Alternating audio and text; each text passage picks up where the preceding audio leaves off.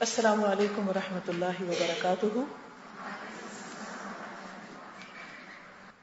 نحمده ونصلي على رسوله الكريم. اما بعد فاعوذ باللہ من الشیطان الرجیم. بسم اللہ الرحمن الرحیم. رب اشرح لي صدری ويسر لي امری واحلل عقدۃ من لسانی یفقهوا قولی. ہماری آج کی گفتگو کا موضوع ہے کہ ہم اپنے بچوں کے ساتھ کس طرح ڈیلنگ کریں، کیسا معاملہ اختیار کریں، بچوں کی تربیت کیسے کریں.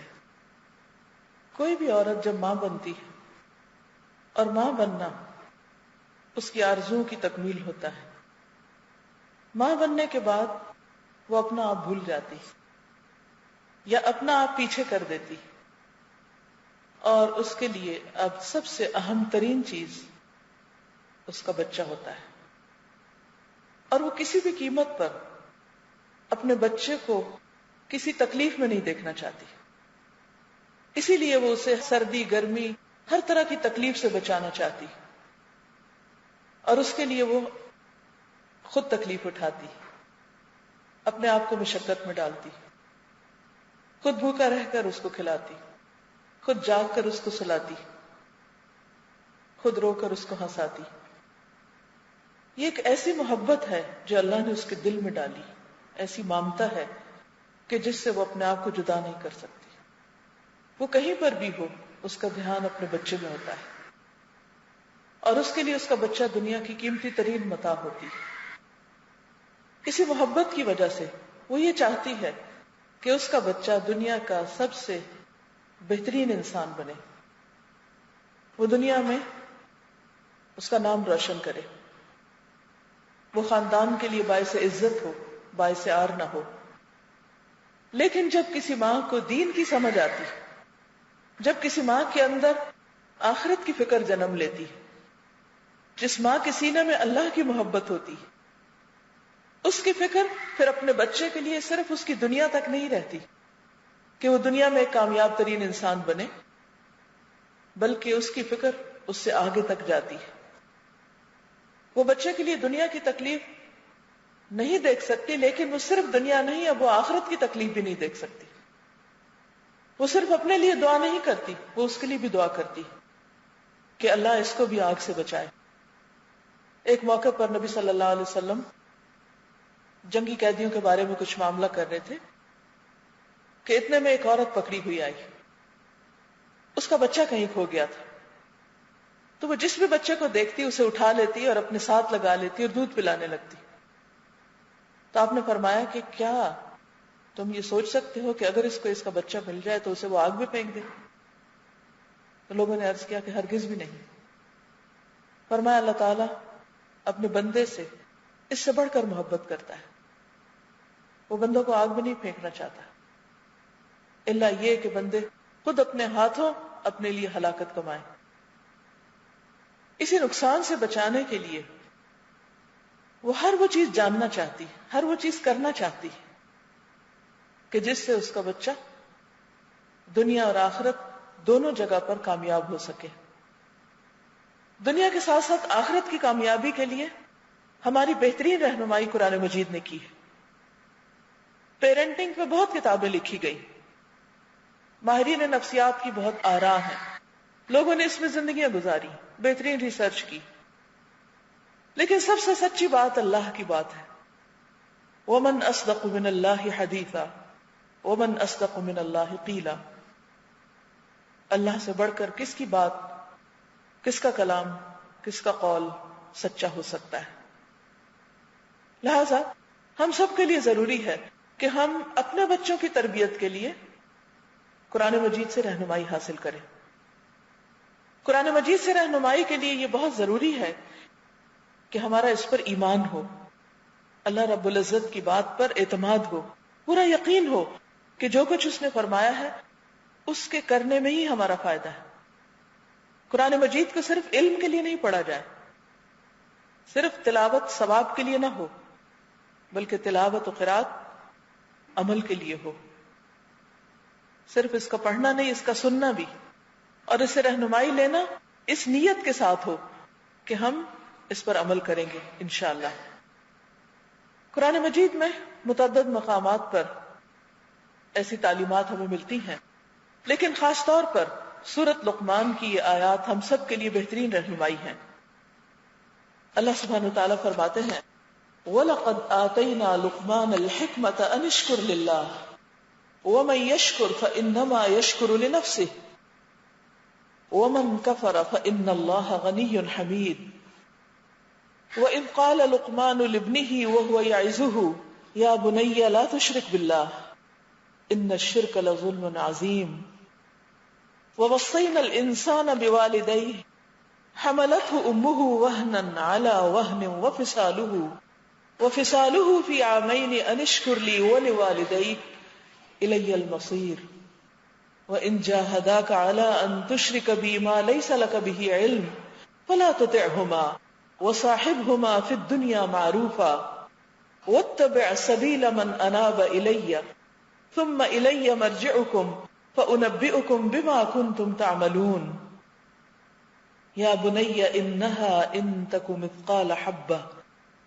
حبة من خردل فتكن في صخرة أو في السماوات أو في الأرض يأت بها الله إن الله لطيف خبير يا بني أقم الصلاة وأمر بالمعروف وانه عن المنكر واصبر على ما أصابك إن ذلك من عزم الأمور ولا تصعر خدك للناس ولا تمشي في الأرض مرحا ان اللہ لا يحب كل مختال فخور واقصد في مشيك واغضض من صوتك ان انکر الاصوات لصوت الحمیر۔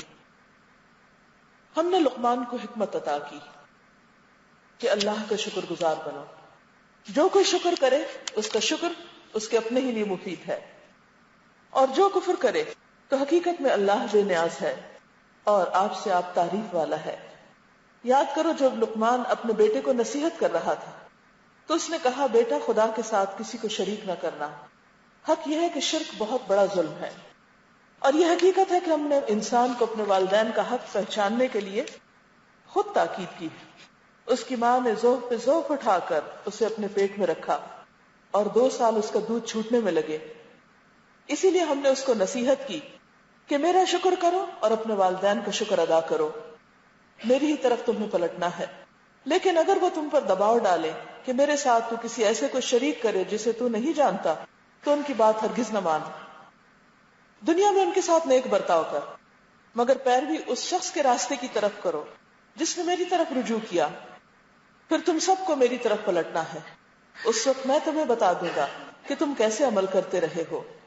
اور لقمان نے کہا تھا کہ بیٹا کوئی چیز رائی کے دانے برابر بھی ہو اور کسی چٹان میں یا آسمانوں میں یا زمین میں کہیں بھی چھپی ہوئی ہو، اللہ اسے نکال لائے گا، وہ باریک بین اور باخبر ہے۔ بیٹا نماز قائم کرو، نیکی کا حکم دو، بدی سے منع کرو، اور جو مصیبت بھی پڑے اس پر صبر کرو۔ یہ وہ باتیں ہیں جن کی بہت تاکید کی گئی ہے۔ اور لوگوں سے منہ پھیر کر بات نہ کرو، نہ زمین میں اکڑ کر چلو، اللہ کسی خود پسند فخر جتانے والے کو پسند نہیں کرتا۔ اپنی چال میں اعتدال اختیار کرو اور اپنی آواز کو پست رکھو، سب آوازوں سے زیادہ بری آواز گدھوں کی آواز ہوتی۔ یہ ہیں وہ بنیادی تعلیمات جو اولاد کی تربیت کے سلسلے میں قرآن مجید نے ہمیں دی ہے۔ سب سے پہلے لقمان کا تعارف کرایا گیا۔ لقمان کوئی پیغمبر نہیں تھے، عربوں میں ایک سمجھدار، عقل مند، وائز، حکیم انسان کی حیثیت سے مشہور تھے۔ اللہ سبحانہ وتعالیٰ فرماتے ہیں وَلَقَدْ آتَيْنَا لُقْمَانَ الْحِكْمَةَ، اور البتہ تحقیق ہم نے لقمان کو حکمت عطا کی تھی، یعنی بہت سمجھدار انسان تھا اور وہ ہماری دی ہوئی سمجھ تھی۔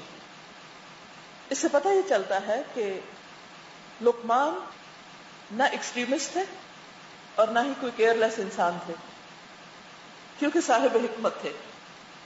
ہر والد اپنی اولاد کے لیے اچھا ہی چاہتا ہے، لیکن جو والد جتنا سمجھدار ہوتا ہے، جتنا عقل مند ہوتا ہے، وہ اتنا ہی زیادہ بہتر چاہتا ہے، اتنا ہی زیادہ اچھا چاہتا ہے۔ تمام والدین اپنی اولاد کو اچھی اچھی باتیں بتاتے ہیں، خود کیسے بھی ہوں، لیکن اولاد کے لیے ہمیشہ اچھا ہی چاہتے ہیں. لیکن لقمان جن کو اللہ نے حکمت عطا کی، انہوں نے جو نصیحتیں اپنے بچے کو کی وہ ہم سب کے لیے مشعل راہ ہیں، اور ہم سب کو یہ سارے پوائنٹس ازبر ہونے چاہیے کہ یہ ہمارا پیرنٹنگ کے لیے ایک زبردست مینول ہے، زبردست لاہ عمل ہے، پریکٹیکل ٹپس ہیں. ان کو آپ تھنگس ٹو ڈو کی لسٹ بنا کے رکھ لیں کہ یہ تو میں نے کرنا ہی کرنا ہے. وہ سب کچھ جو لقمان نے اپنے بیٹے سے کہا، جیسی تربیت انہوں نے کی، اللہ تعالیٰ ایک ایگزامپل ہمارے سامنے لا کے بتا رہے ہیں. اور لقمان نے جو کچھ کیا وہ اللہ سبحانہ وتعالیٰ کی دی ہوئی رہنمائی کے مطابق تھا. فرمایا کہ ہم نے لقمان کو حکمت دی. اور حکمت کیا ہوتا ہے؟ حکمت کا لفظ جو ہے ہا کاف میم سے، حکم فیصلہ کرنا. حکمت کا ایک معنی یہ بتایا جاتا ہے کہ رائٹ ٹائم پہ رائٹ ڈیسیژن لینا، چیزوں کو اپنی جگہ پر رکھنا. جو بات جس وقت جس کو کہنی چاہیے، جتنی کہنی چاہیے، جب کہنی چاہیے، اس کے مطابق کہنا. تو اس سے پتہ ہی چلتا ہے کہ اولاد کی تربیت میں سب سے پہلا کام صرف نصیحت کرنا نہیں ہے، صرف ان کو لیکچر دینا نہیں ہے، بلکہ یہ جاننا ضروری ہے کہ کون سی بات کب، کتنی، کیوں اور کیسے کہی جائے گی. خیر خواہی کے باوجود، محبت کے باوجود ہم بچوں کو اپنی نادانیوں سے بگاڑ دیتے ہیں، اپنی ناسمجھی کی وجہ سے، کیونکہ ہم اس وقت ان کو وہ نصیحت کرتے ہیں جو ان کو ضرورت نہیں ہوتی، یا پھر اتنی زیادہ کر دیتے ہیں کہ اس کا ریئیکشن ہو جاتا ہے. جیسے دوا ہوتی ہے نا، اگر آپ ضرورت سے زیادہ دے دیں تو کیا ہوتا ہے؟ اگر رائٹ کوانٹٹی میں دیں تو شفا کا ذریعہ بنتی، ضرورت سے زیادہ دے دیں تو ہلاکت کا ذریعہ بنتی. تو اس لیے سب سے پہلی چیز جو ہمیں اولاد کی تربیت کے لیے خود اپنے لیے اللہ سے مانگنی چاہیے وہ کیا ہے کہ یا اللہ تو ہمیں حکمت دے، تو ہمیں سمجھ دے، ہمیں طریقہ بتا دے کہ ہم کیا کریں، کیسے کریں، کب کریں، کیوں کریں. لہذا بات حکمت سے شروع ہوئی. پھر انشکر للہ. صاحب حکمت آدمی آلویز پازیٹو، تھینکفل ہوتا ہے، گریٹفل ہوتا ہے. کوئی بھی اس کے ساتھ احسان کرتا ہے تو وہ اس کا شکر گزار ہوتا ہے. لیکن بندوں کا شکر کافی نہیں. بندوں کے لیے تو ہم کسی نہ کسی انداز میں کچھ نہ کچھ تھینک یو، شکرن، جزاک اللہ وغیرہ وغیرہ بولتے رہتے ہیں. لیکن انسان اس وقت تک شکر گزار نہیں جب تک اللہ کا شکر گزار نہیں. اور اللہ سبحانہ و تعالیٰ کا شکر ادا کرنا ساری نعمتوں پر، لیکن بطور خاص اولاد کی نعمت پر. لہذا اللہ سبحانہ و تعالیٰ ہمیں جو بھی دے، لڑکا دے یا لڑکی دے، خوبصورت ہو یا نہ ہو، فلی فٹ ہو یا بیمار ہو، ہر حال میں ہم اللہ کا شکر ادا کرنے والے ہیں. اولاد انسان کے لیے صدقہ جاریہ ہے، اس کا مستقبل ہے، اس کے مرنے کے بعد اس کے لیے ثواب جاری رکھنے کا ذریعہ ہے. اگر اولاد اچھی ہو، صالح ہو، نیک ہو، فرما بردار ہو، ماں باپ کے مشن کو، ماں باپ کی نصیحتوں کو آگے لے کے چلنے والی، بہت ہی خوش قسمتی کی بات. لیکن بعض اوقات ایسا نہیں بھی ہوتا. ماں باپ انتہائی محنت کرتے ہیں کیونکہ بچے وہ نہیں کرتے جو ماں باپ چاہتے ہیں. یا پھر یہ بھی ہوتا ہے کہ بچے صحت مند نہیں ہوتے، بیمار بچے پیدا ہوتے ہیں، بعض اوقات ہینڈی کیپڈ ہوتے ہیں، اسپیشل چلڈرن ہوتے ہیں. ایسے میں ماں باپ بہت گھبرا جاتے ہیں. اور اکثر ایسی ماؤں کو دیکھا گیا ہے کہ وہ سوائے رونے دھونے اور پریشان رہنے کے کچھ نہیں کرتی. حالانکہ جو ہونا تو ہو گیا، ہم اللہ کے فیصلے کو پلٹا نہیں سکتے. اب کیا کیا جائے؟ اب اللہ کے اس فیصلے کو قبول کرنے میں، اللہ کی رضا پر راضی ہونے میں ہی ہماری بھلائی ہے. کیونکہ ایک صحت مند بچے کو، فرما بردار بچے کو پال کر، اس کو نیک نصیحت کر کے اگر والدین ان کو اپنے لیے صدقہ جاریہ بناتے ہیں تو ایک اسپیشل چائلڈ کو پال کر، تکلیف اٹھا کر، صبر کر کر، ہو سکتا ہے یہ والدین اللہ کی رضا پر راضی رہ کر پہلے والدین سے زیادہ بڑا اجر کما لیں. کیونکہ انسان کے لیے اصل چیز کیا ہے؟ اللہ کی رضا پہ راضی رہنا، تقدیر پہ راضی رہنا. انسان اپنے لیے بھلائی مانگے، لیکن اگر اس کو وہ نہ ملے جو وہ چاہتا ہے، مثلا آپ بیٹا چاہتے تھے، اللہ نے بیٹی دے دی، یا آپ بیٹی کے انتظار میں تھے، اللہ نے پھر بیٹا دے دیا، تو بھی انسان ناشکری نہ کرے. انشکر للہ، سب سے پہلی چیز جو بھی ملا ہے اس پر شکر ادا کرے، اس پر زبان سے بھی راضی ہو، اس پر دل سے بھی راضی ہو، اور اس کو ایک امانت سمجھ کر اللہ کے حکم اور اللہ کی مرضی کے مطابق ان کی تربیت کرے. کیونکہ شکر زبان سے بھی ہوتا ہے، شکر دل سے بھی ہوتا ہے، اور شکر عمل سے بھی ہوتا ہے. دل کا شکر کیا ہے کہ جو ملا اس پر ہم رضیت باللہ ربا، اللہ کے رب ہونے پہ راضی ہیں جو بھی وہ دے. زبان سے کوئی ایسی بات نہ نکالے کہ جو اللہ کو ناراض کرے، اور عمل سے اولاد کی تربیت اللہ کے حکم اور اللہ کی مرضی کے مطابق کرے. اللہ تعالی ہم سے جو چاہتے ہیں کہ ہم اپنے بچوں کو سکھائیں یا جیسا انسان ان کو بنائے، اس کے لیے محنت کریں. اور اس شکر کی ادائیگی کے لیے کیا کرنا ہوگا؟ خود طریقہ سیکھنا ہوگا، خود دین کے ساتھ جڑنا ہوگا. اگر ہم چاہتے ہیں کہ بچوں کے دل میں اللہ کی محبت پختہ ہو، یہ ہو نہیں سکتا جب تک ہمارے دل میں اللہ کی محبت ہر چیز سے بڑھ کر نہ ہو. اگر ہم چاہتے ہیں کہ بچوں کے دل میں اللہ کا خوف اور تقوی ہو تو اسے پہلے اپنے اندر لانا ہوگا. اگر ہم چاہتے ہیں کہ بچے سچ بولیں تو خود بول کر دکھانا ہوگا. اگر ہم چاہتے ہیں کہ بچے اسمائل کرنا سیکھیں تو خود کر کے دکھانا ہوگا. اگر ہم چاہتے ہیں کہ بچے محنت کے عادی ہو تو خود کرنا ہوگی. تو سب سے پہلے یہ کہ شکر کی ادائیگی میں وہ کریں جو اللہ ہم سے چاہتا ہے، اور جو ہم بچوں میں دیکھنا چاہتے ہیں وہ پہلے خود کے اندر پیدا کریں. جب تک ہم خود اچھے رول ماڈل نہیں، ہم بچوں سے کیا ایکسپیکٹ کر سکتے ہیں؟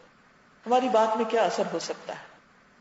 ہم اگر یہ چاہیں بھی کہ بچے نماز پڑھیں اور ہم خود نماز کے پابند نہیں، ہم چاہیں کہ بچے اول وقت میں نماز پڑھیں یا مسجد جائیں اور خود باپ مسجد نہیں جاتا، یا ماں اس بات کے لیے بچے کو شوق نہیں دلاتی، تو بچہ کیسے کرے گا؟ ہر شخص کو سپورٹ چاہیے ہوتی ہے، ماحول چاہیے ہوتا ہے. تو بچوں کی تربیت کے لیے گھر میں ماحول پیدا کریں، اور وہ ماحول ہمارے اپنے عمل اور عملی رویے کے ساتھ پیدا ہوگا. وَمَن يَشْكُرْ فَإِنَّمَا يَشْكُرُ لِنَفْسِهِ، یہ شکر کی ادائیگی خود انسان کے اپنے لیے فائدہ مند ہے. اگر ہم اللہ کے اطاعت گزار اور فرما بردار ہیں تو اس کا فائدہ خود ہم ہی کو پہنچے گا. وَمَن كَفَرَ، اور جو ناشکری کرے، جو ایسا نہ کرے جو اللہ ہم سے چاہتا ہے، فَإِنَّ اللَّهَ غَنِيٌّ حَمِيدٌ، تو اللہ بے نیاز ہے، تعریف والا ہے، اس کو ہمارے شکریہ کی ضرورت نہیں ہے. اب اللہ سبحانہ وتعالی لقمان کے طریقہ تربیت کو یہاں بتاتے ہیں. وَإِذْ قَالَ لُقْمَانُ لِابْنِهِ، اور وہ وقت یاد کرو جب لقمان اپنے بیٹے سے کہہ رہا تھا، کیا؟ وَهُوَ يَعِظُهُ، وہ اس کو واعظ کر رہا تھا، وہ اس کو نصیحت کر رہا تھا. واعظ کہتے ہیں اس طرح بات کرنا جو دل پر اثر کرے، جو دلوں کو نرم کر دے. یعنی واعظ خالی خالی نصیحت نہیں، آرڈر دینا نہیں، حکم چلانا نہیں، صرف انسٹرکشنز دینا نہیں، صرف وقت بے وقت بولتے چلے جانا نہیں، ہر وقت نصیحتوں کی بھرمار نہیں. واعظ اس نصیحت کو کہتے ہیں کہ جو دلوں کو نرم کر دے، جو انسان کے ضمیر کو جگا دے، جو انسان کے احساسات کو جگا دے، جو انسان کے اندر عمل کا جذبہ ابھار دے، جو اس کے اندر ایک موٹیویشن پیدا کرے. ہم سب ماں کو سوچنا چاہیے، پیرنٹس کو سوچنا چاہیے، کیا ہم اپنے بچوں کی تربیت اسی طرح کرتے ہیں کہ جب ان کو نصیحت کریں تو ایسے انداز میں کریں کہ وہ دل میں اتر جائے؟ اس کے لیے ہمیں صبر کی ضرورت ہوتی. عام طور پر ہماری نصیحتیں فرسٹریشن بیسڈ ہوتی ہیں. جب ہمیں بچے کی کسی بات پہ غصہ آتا ہے، جب وہ ہماری مرضی کے خلاف کوئی کام کرتا ہے، یا وہ ہماری بہت ہائیسٹ ایکسپیکٹیشنز پہ پورا نہیں بیچارہ اترتا، کہ وہ معصوم بچہ ہے اور ہم چاہتے ہیں کہ وہ علامہ بن جائے ابھی سے ہی، تو پھر ہم مایوس ہونے لگتے ہیں، ہم فرسٹریشن کا شکار ہوتے ہیں. لہذا ہم ان کو نصیحتوں سے لوڈ کر دیتے ہیں، چاہے وہ اس کے کان سنے یا نہ سنے، اس کے دل تک جائے یا نہ جائے، وہ اس کا اثر قبول کرے یا نہ کرے، وہ اس پر سوچنا شروع کرے یا نہ کرے، بس ہم سمجھتے ہیں کہ ہمیں اپنا فرض ادا کرنا ہے اور سچ بولنا ہے، لہذا جو ہمارا دل چاہے ہم کہہ دیں، بس کہہ دیں. یہ طریقہ نہیں. تو یہاں کیا پتہ چلتا ہے؟ وَهُوَ يَعِظُهُ، صرف نصیحت نہیں، رقت بھرے انداز میں نصیحت، دلوں کو جگانے والی نصیحت، دلوں کو چھو جانے والی، گرما جانے والی، دلوں کے اندر اتار دینے والی نصیحت. یا بنیا، اور اے میرے پیارے بچے. بنیا جو ہے یہ تصغیر کا صیغہ ہے، جسے ہم کہتے ہیں نا چھوٹو.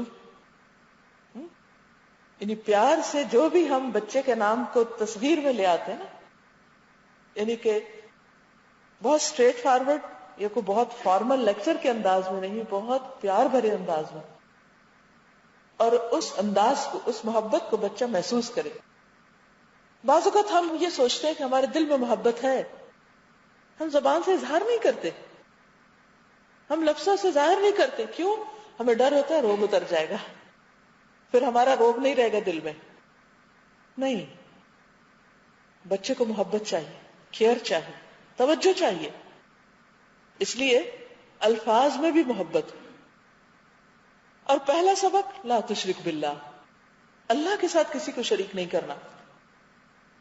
گویا بچے کو سکھایا جانے والا پہلا سبق کہ اللہ سبحانہ وتعالی should be your priority number 1، کہ سب سے زیادہ اس کو پلیز کرنا ہے، سب سے زیادہ اس کو خوش کرنا ہے، کسی اور کو اس کے ساتھ شریک نہیں کرنا.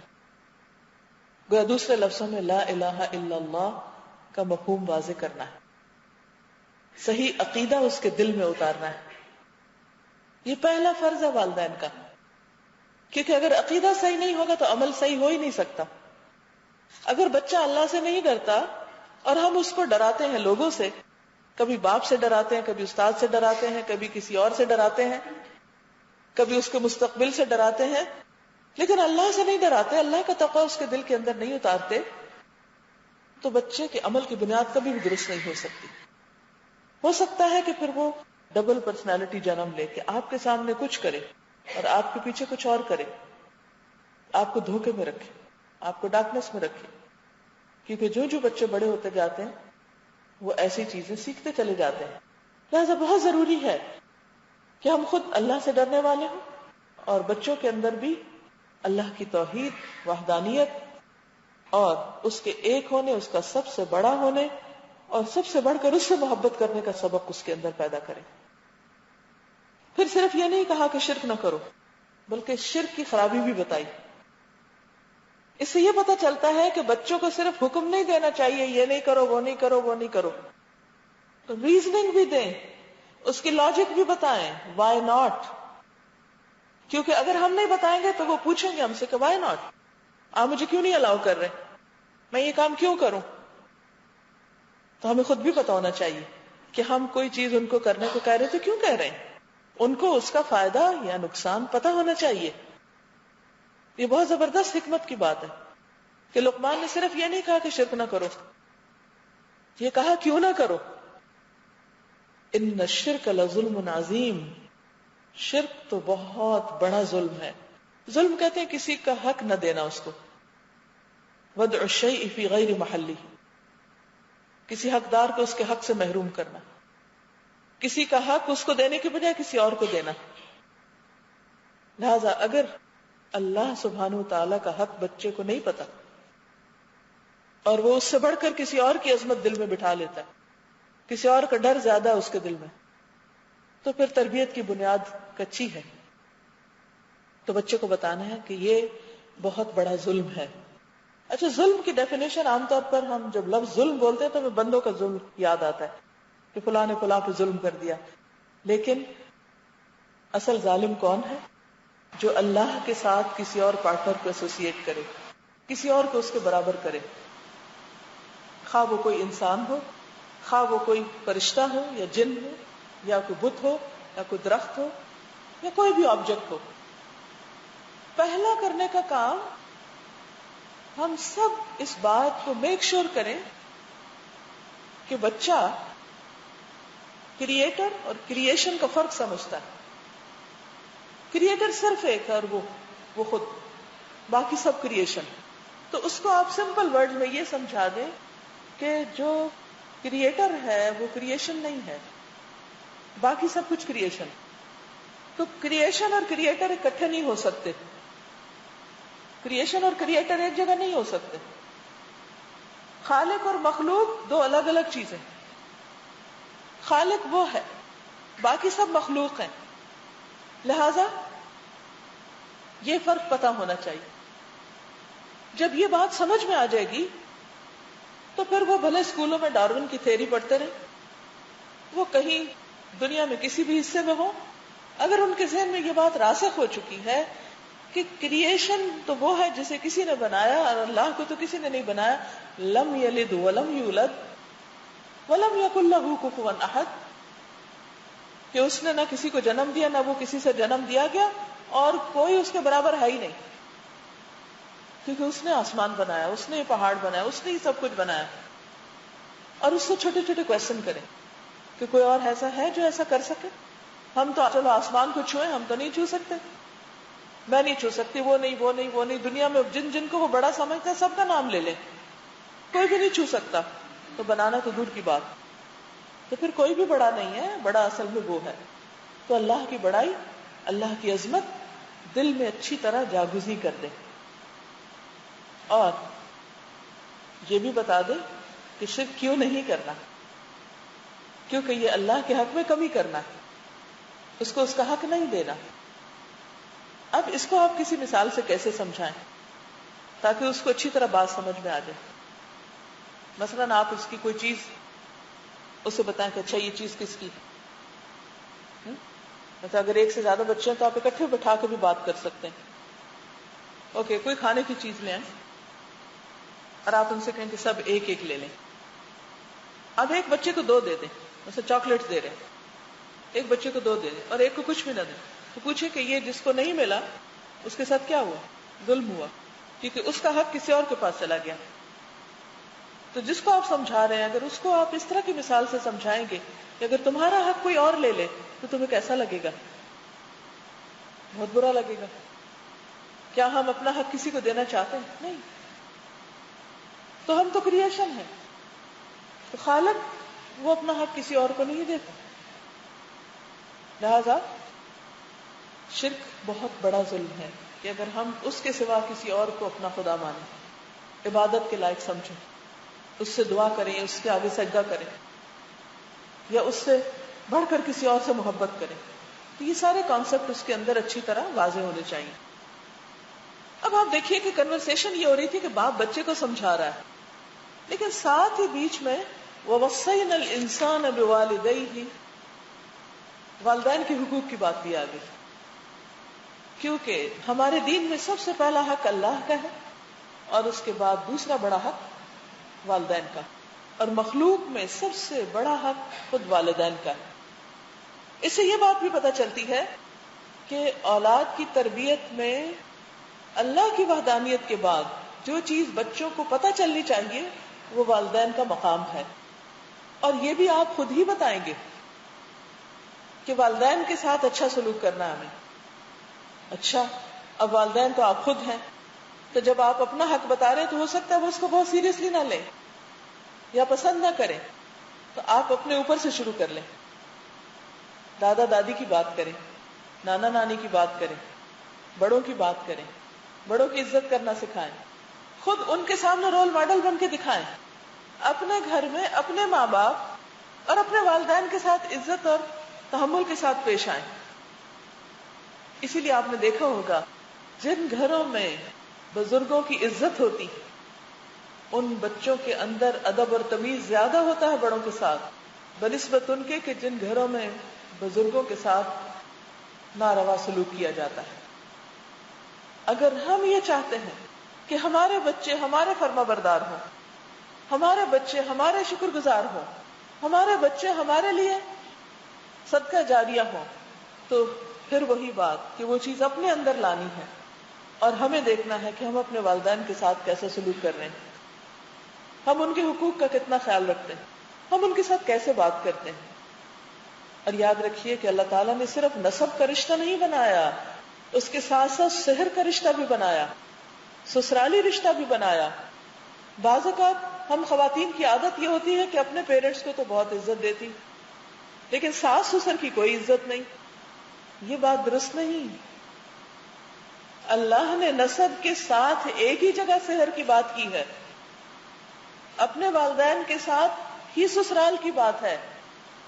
اپنے ماں باپ ہوں یا شوہر کے ماں باپ ہوں، دونوں عزت کے لائق ہیں.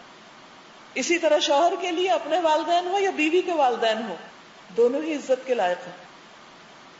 لہذا بچوں کو عمل کر کے بتائیں. کس چیز پر؟ کہ والدین کے ساتھ اچھا سلوک کرنا ہے، خصوصاً ماں کے ساتھ. حملتہ امہ وہنا علی وہن. اب آپ مزید دیکھیے کہ اللہ تعالیٰ یہ بھی بتا رہے ہیں کہ کیوں ماں کے ساتھ زیادہ اچھا سلوک. Reason, again there is a reason. تو جب بچے کی تربیت کریں کوئی چیز اس کو بتائیں، ساتھ وجہ بتائیں کہ کیوں کرنا ہے. صرف یہ نہیں بتانا کہ کیا کیا کرنا ہے، یہ بتائیں کہ کیوں کرنا ہے. اللہ تعالیٰ خود بتا رہے ہیں کیونکہ ماں نے اس کو بہت تکلیفوں سے پیٹ میں اٹھایا اور جنم دیا. اس کو آپ کس طرح بتا سکتے ہیں کہ مثلاً کوئی وزنی چیز آپ بچے کو دیں اور کہیں کہ ذرا اچھا تم یہ اٹھا کے 10 چکر لگاؤ، کہے گا میں تھک گیا ہوں.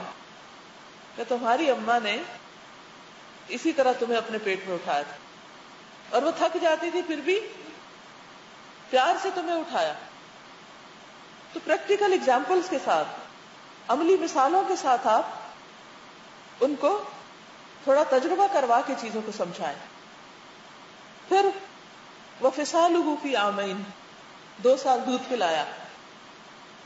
دودھ پلانے میں جو مشقت ہوتی ہے کہ ماں خود بھوکی ہے، پیاسی ہے، کمزور ہے، انیمک ہو رہی ہے، اس کی ہڈیاں گھل رہی ہیں، اور کس طرح وہ اپنے بچے کو فیڈ کر رہی ہے اور کتنی محبت کے ساتھ فیڈ کر رہی ہے. انشکر لی ولوالدیک، میرے شکر گزار بنو اور اپنے والدین کے شکر گزار بنو. یاد رکھیے جو بچہ اللہ سبحانہ وتعالیٰ کا شکر ادا کرنا سیکھ لیتا ہے اور ماں باپ کا شکر ادا کرنا سیکھ لیتا ہے، ان کا شکر گزار ہو جاتا ہے، سمجھ لیجئے کہ وہ سب کا شکر گزار ہو جائے گا. پھر اس کے اندر ایک پازیٹیو ایٹیٹیوڈ ڈیولپ ہو جائے گا، وہ زندگی کو مثبت طریقے سے دیکھے گا، اس کی نیگیٹیوٹی ختم ہو جائے گی، اس کو شکر ادا کرنا آئے گا، نعمتوں کی قدر آئے گی، والدین کی قدر آئے گی. لہذا انشکر لی ولوالدیک، اور وجہ الی المصیر، میرے پاس واپس آنا ہے. یعنی صرف اتنا کافی نہیں کہ انہیں کہیں کہ اچھا بچے تم اپنے رب کا شکر ادا کرو، ابا کا شکر ادا کرو، اور ابا کا فرض ہے بتائیں اماں کا شکر ادا کرو. یعنی پیرنٹس ایک دوسرے کو ہیلپ کر سکتے ہیں اس معاملے میں کہ ایک دوسرے کے رائٹس بتائیں. لیکن ہم کیا کرتے ہیں؟ الٹا، ماں بچے کو باپ کے خلاف اور باپ بچے کو ماں کے خلاف سکھا رہا ہوتا ہے. عموماً چھوٹی چھوٹی باتوں میں جب ہسبینڈ وائف کے درمیان انبن ہوتی ہے تو وہ آپس کی اس کھینچا تانی کو بچوں تک منتقل کر دیتے ہیں. اور اس میں افسوس کے ساتھ یہ کہنا پڑتا ہے کہ باپ کے مقابلے میں بھی مائیں بعض اوقات یہ زیادہ بڑا رول پلے کرتی ہیں. آپ کے اپنے شوہر کے ساتھ کسی بھی قسم کے اختلافات ہو سکتے ہیں، کوئی بھی ناراضگی ہو سکتی، کوئی بھی شکوے ہو سکتے ہیں، کسی بھی قسم کا غصہ ہو سکتا ہے. اس غصے کو بچوں تک منتقل نہیں کریں، اس میں آپ کا فائدہ ہے. اگر آپ اس کو باپ کے خلاف کرتے ہیں، وہ صرف باپ کے خلاف نہیں ہوگا، وہ ایک دن آپ کے بھی خلاف ہو جائے گا، وہ ایک دن ہر انسان کے خلاف ہو جائے گا، کیونکہ وہ دوسروں کے بارے میں منفی ذہنیت پال رہا ہے. اللہ نے جس کا ادب اور جس کا شکر ادا کرنے کا حکم دیا، وہ اس کے خلاف اپنا ذہن بنا رہا ہے، ماں بنا رہی ہے یا باپ بنا رہا ہے. یہ چیز بچے کے اندر زہر بھر دیتی. بچے کو خود سوچنے سمجھنے کے قابل بنائیے کہ وہ بڑے ہو کر خود دیکھ سکے کہ کون اچھا اور کون برا ہے. اور ویسے بھی دنیا میں تو کسی کا فیصلہ ہونے سے رہا کہ کون واقعی اچھا اور کون برا ہے. جب آپس میں ایک دوسرے سے لوگوں کو شکایت ہوتی ہے تو ہر ایک دوسرے کو ہی بلیم کرتا ہے، اپنی غلطی کم ہی نظر آتی. لہذا ہم صحیح ہیں یا غلط ہیں، ہمارا قصور ہے یا نہیں ہے؟ بچے کو آپ ایک پازیٹو انسان بننے میں مدد دیجیے. اس کے سامنے باپ کی برائی نہیں، زبان بند. چاہے آپ کے دل میں شوہر کے بارے میں کتنا بھی غصہ. اور عموماً کیا ہوتا ہے، چھوٹی سی کوئی بات، کیونکہ شیطان کا کام ہی یہی ہے کہ ہسبینڈ وائف کے بیچ میں کھٹ پٹ کروائے. وہ تو سارا وقت اسی مشن پہ لگا ہوا ہے. یہ تو ہوتا رہے گا، اس سے آپ چھوٹ نہیں سکتے. لہذا کوشش کریں کہ جب بھی آپ کے دل میں وہ اکساہٹ ڈالے، وہ اما ينزغنک من الشیطان نزغ فاستعذ باللہ، اس کو کنٹرول کریں. باپ کے خلاف نہیں کریں، سسرال کے خلاف نہیں کریں. کچھ عرصے میں بچہ خود ہی سمجھ جائے گا کہ کون کس پہ زیادتی کرتا ہے، کون اچھا اور کون اچھا نہیں ہے، کیونکہ اس کا اپنا بھی ایک مائنڈ ہوتا ہے. تو شکر گزاری کی وجہ کیا بتائیں؟ الی المصیر، اللہ کے پاس واپس جانا ہے، ہم نے اللہ کو جواب دینا ہے. یہ بات اس لیے ضروری ہوتی ہے کہ ہم کسی کے بھی تھینک فل نہیں ہو سکتے جب تک ہم اللہ کی خاطر نہ ہوں. عورت اپنے شوہر کے لیے شکر گزار صرف اس وقت ہو سکتی ہے جب وہ اللہ کی خاطر شکر گزاری کرے، یعنی اس کو اس کا حق دے کہ مجھ پہ اللہ نے فرض عائد کیا ہے کہ میں اس کا حق اس کو دوں. اسلام یہ نہیں کہتا کہ کسی کا حق اس وقت دو جب وہ تمہیں تمہارا حق دے رہا ہو. یہ کنڈیشن نہیں لگائی گئی.